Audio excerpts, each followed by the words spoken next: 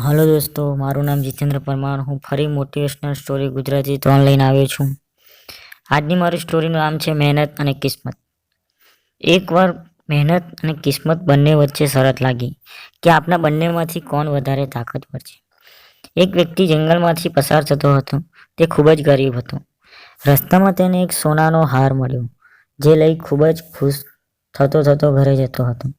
ત્યારે અચાનક એક સંભળેની નજર તે હાર પર પડી અને તે તરત જ ઝાપટ મારી હાર લઈ ઉડી ગઈ। તે માણસ ખૂબ જ હતાશ થઈ ગયો। કિસ્મતે પણ તેની ફરી એક તક આપી। તેને રસ્તામાં એક હીરાજડિત વીંટી મળી, પણ નદીમાં પાણી પીવા જતાં વીંટી પાણીમાં પડી ગઈ। તે ફરીથી હતાશ થઈ ગયો।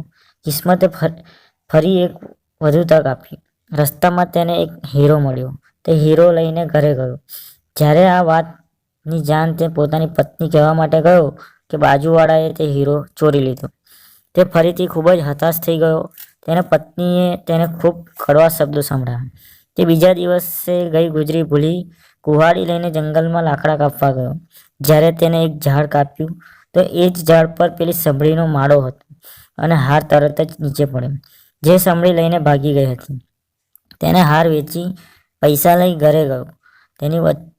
તેની પત્નીએ તેની પાસે આ ખુશીમાં માછલી મંગાવી। માછલી કાપતા પેલી સોનાની વીંટી મળી। તે ખૂબ જ ખુશ થઈને બૂમો પાડવા લાગ્યો, મળી ગઈ। બાજુવાળાને લાગ્યું કે તેમને આપણી ચોરીની ખબર પડી ગઈ છે। બાજુવાળાએ આવીને માફી માંગી અને હીરો પણ આપી દીધો। આખરે મહેનતની સામે કિસ્મત ઘૂંટણા ટેકી દીધા છે। તો દોસ્તો, તમને મારી આ સ્ટોરી ગમી હોય તો લાઈક ને શેર કરજો। Thank you and thank you very much.